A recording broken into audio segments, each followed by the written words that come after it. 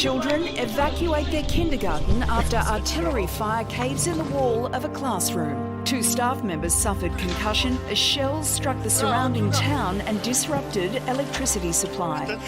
What can I say? Do we have any say in all this? None whatsoever. I think it is a stupidity. You want to shoot? Shoot at each other. Separatists accused Ukraine of being behind the civilian attacks, but Ukraine has pointed the finger at the Russian-backed group. Russia will attempt to create various situations to put responsibility on Ukraine, but we are well prepared for any scenario. That claim is supported by the US and the UK, both accusing Russia of trying to fabricate a pretext for invasion. We have reason to believe that they are engaged in a false flag operation to have an excuse to go in. We fear very much that that is the kind of thing we'll see more of over the next few days. At the UN, Russia hit back against the accusations. I would even go so far as to say that they are dangerous because they bring in more tension into the already tense atmosphere. It remains a highly volatile situation, and an invasion of Ukraine is, of course, imminent. If Russia does invade, the US, UK and Europe are promising to hit the country with massive sanctions. We are ready with our allies to impose severe costs on Russia through an unprecedented package of coordinated sanctions. But will this be enough to deter a nation and a leader who's shown no signs of backing down? Well, Stephen Pifer is America's former ambassador to Ukraine. Welcome to the program. Putin appears hell-bent on escalation. Will the threat of sanctions have any effect? Well, I hope so. There are a number of things that may dissuade Putin and the Kremlin from launching a major attack on Ukraine. One is sanctions. Another is the prospect of having NATO increase its force presence on its eastern flank next to Russia. A third is that if the Russians do go in, you're likely to see a much greater flow of arms from the United States and European countries into Ukraine to help the Ukrainians defend themselves. But the main costs are going to be imposed by the Ukrainians. If the Russians come in, the Ukrainian military and perhaps the Ukrainian guerrilla war will extract a price on the Russians. So what do you think would have to happen in order for Russia to back down? Well, I think Russia needs to sit back and take a look at the real costs, and not just the cost that the West would impose, but again, a military campaign by the Russians into Ukraine. Certainly the Russian military can overmatch the Ukrainians in certain categories, such as air power. But I was in Kyiv 2 weeks ago.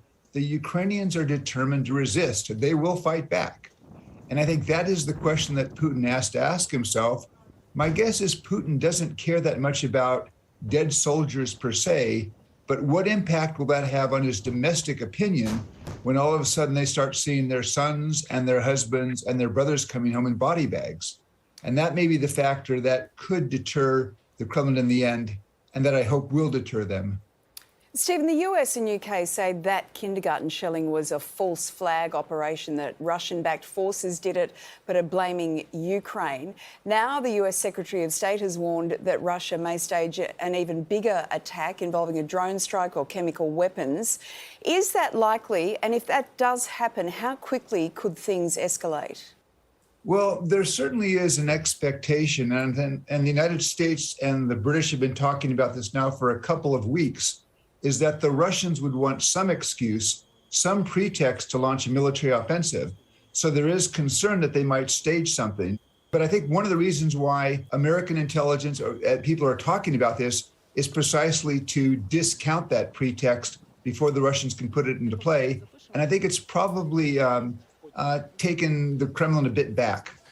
Doesn't it say something, though, about the weakness of the United States globally, the weakness of the European Union, that Russia can do this, even if they don't actually wage a full-scale war here? Doesn't it show how weakened the West has become? Well, my guess is that we have this crisis now because Vladimir Putin looked at the relative power balance and saw his power probably in a pretty strong position. You know, he's been modernizing his military for 10 years. He has a significant amount of money in his foreign reserves. And he looks at the West and he sees America, we have internal divisions here, a new government in Germany. The French are getting ready for their presidential elections, and Boris Johnson in the UK has his problems at home. And so he may have thought that the West would be divided. But my guess is the Kremlin has been fairly surprised by the unity of the Western response, both in terms of the United States and NATO, where you've had the United States, Britain, France, and Germany, and others sending troops to bolster the military presence on NATO's eastern flank to signal the Russians that while NATO's not going to go to war with Russia over Ukraine, NATO will defend NATO territory. And then also very close consultations now going back more than 2 months, so that the United States and the European Union have a pretty good set of sanctions, very painful sanctions, lined up that they would apply fairly quickly were the Russians to cross the line into Ukraine again. Stephen, Ukraine's president is a former comedian, and as a comedian who's always dreamed of running my own country, how would you rate the president's performance? I think Mr. Zelensky has some flaws, but I actually give him credit. I think he's held fairly steady through this crisis, and that probably has also surprised the Russians. My guess is in the Kremlin, one of their hopes was that just this massing of military power would cause Ukraine to get wobbly, would cause the government to make some concessions. But President Zelensky and his government had held fairly steady. So does that mean you would formally endorse on television comedians running more countries, maybe countries like Australia? I'm not sure I want to interfere in Australians' domestic politics. That's a yes. It wasn't anything close to a yes, but I'm taking it as a yes. Hot tit before you embark on this career. We don't have a president, but, you know. OK. Well, First Republic, second, we put Akmal in charge. Stephen, thank you so much for your time tonight. Really appreciate it. Thanks for having me. Bryce Wilson is a photojournalist who's been based in Ukraine for the past 7 years. He joins us now from there. Bryce, you've been to that bombed-out kindergarten, and it sounds like no children were actually injured, but that must have been a pretty lucky escape. Yeah, that's right. I think actually in many places along the contact line, civilians are living at constant risk because primarily the war is now at a point where indirect fire from artillery, mortars, rockets, sniper fire as well. People are constantly exposed to risk, and it really was by sheer chance that all of the children who were at the kindergarten at that time were eating breakfast. The incident occurred around 9 a.m. and they were at the opposite side of the building when the mortar struck the outside of the building, and then another round flew over and landed between some play equipment, which, again, you know, maybe if this was a warmer days and children were outside in the mornings, it could have been an incredibly catastrophic event. Russian-backed separatists are accusing Ukraine of attacking civilians. Ukraine says the separatists are responsible. Is it easy for you reporting on the ground to actually get to the truth of it? It's actually a very, funny in a sad way question, because even that term, Russia-backed separatists, is part of that information warfare.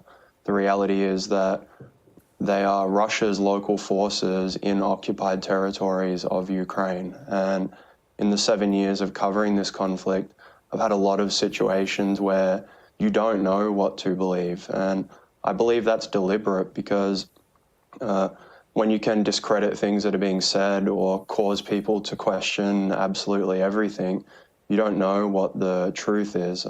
When I was on the ground, I analysed the direction of the mortars. I spoke with people who were there, including civilian witnesses that weren't interviewed by other journalists who attended later in the day. And in my opinion, the attack was more than definitively launched from currently occupied territories of Ukraine.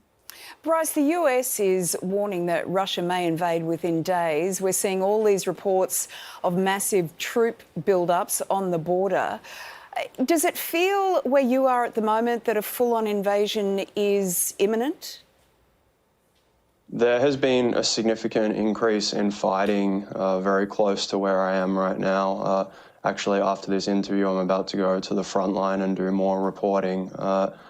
There have been an increase in fighting that hasn't been seen since 2018. People here, I think, are starting to understand and maybe feel that this isn't just scaremongering from Western media.